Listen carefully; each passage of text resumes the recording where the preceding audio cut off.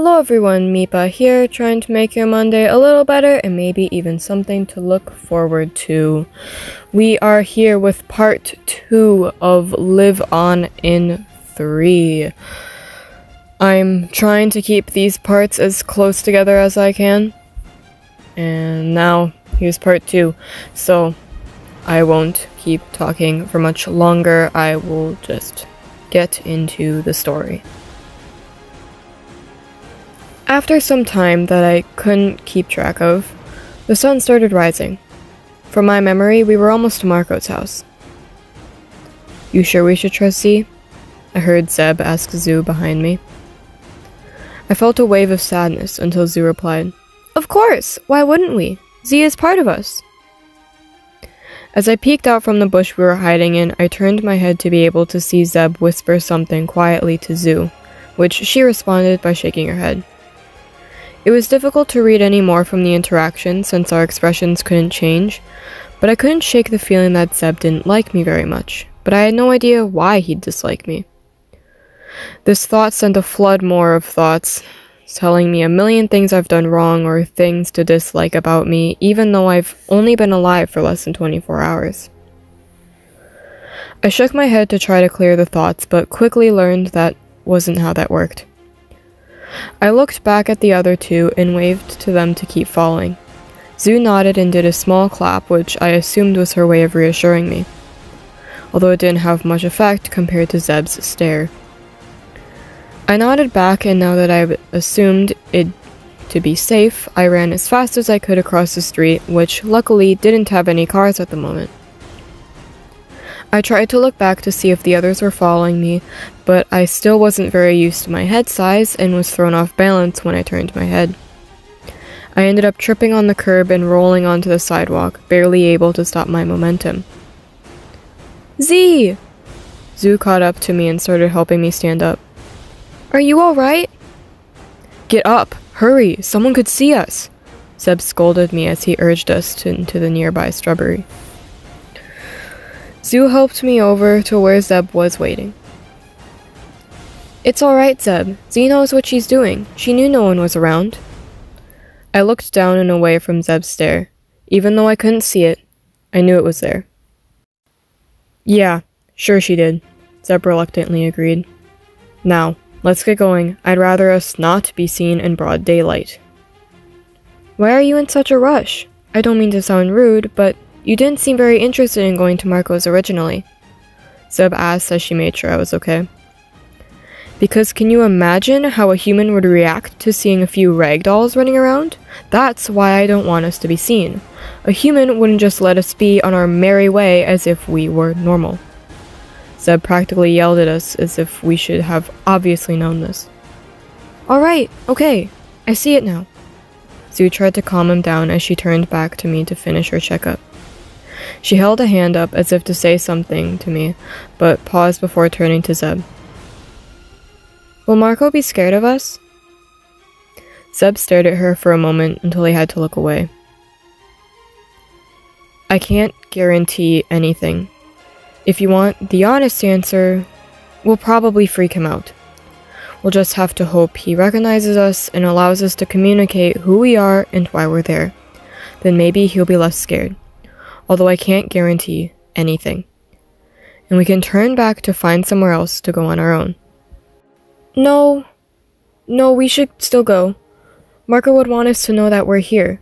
Then maybe he won't be as sad about Zuri, because she's still technically alive through us." Zoo turned to me. "Right, Z?" My thoughts fought over how to respond. Whether I said yes or no, I felt like something would go wrong. So I just froze until Zeb took over. "What did I say about going to her for answers?" "Her opinions are still valid," Zoo defended me. "Really? How do we know she even has any? She can't speak. She can barely communicate at all, really. She'll just do as she's told. How do we know she feels anything at all?" I wrapped my arm around my body as I took a step back and looked down. Even more thoughts came than before, yelling at me for all the things I could have possibly done wrong and how useless I was for not being able to speak. "Z has feelings," Zoo put an arm over my shoulders. "If you watch her, you'll see. Your words hurt her, can't you tell? I looked up at her in surprise, but Zeb continued. Really? What proof do you have? Body language exists still. Sure, she has one arm, but the rest of her is still here. Even though her faces don't move, she has really clear body language. See? Zoo started waving to parts of my body. Head down, shoulders slumped, arm wrapped around herself. She even backed away from you. I thought it was pretty obvious. I stared at Zoo, filled with both shock, amazement, and gratitude. She looked back at me and tilted her head. Am I wrong? Did he hurt your feelings? I looked over at Zeb, who stared at me again and tilted his head in a way that seemed almost threatening. I almost shook my head just to avoid his wrath, but Zoo wrapped her arm around my shoulders tighter and put her other hand on my arm to bring my attention back to her.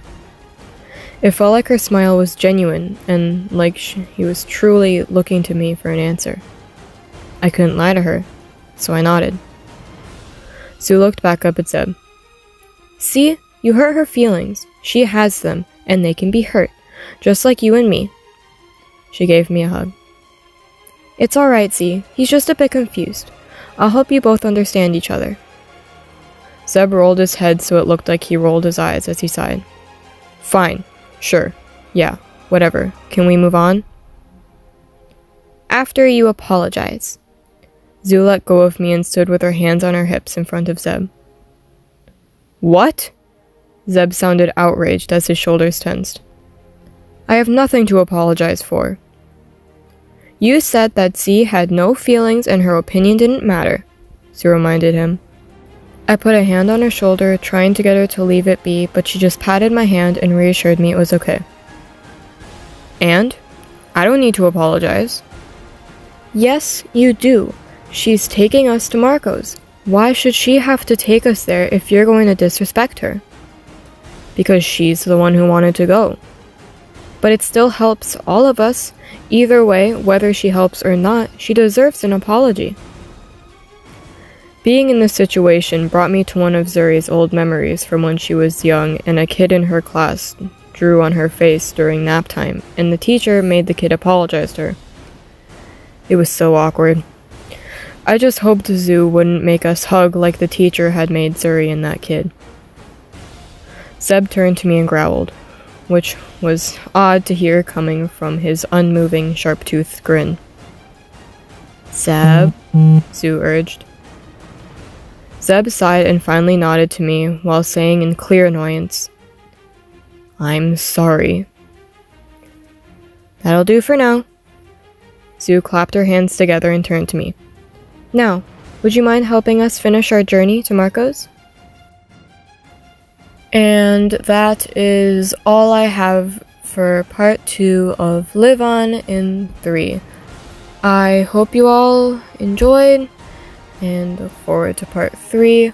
I am hoping to wrap it up in part 3, but I can't guarantee it.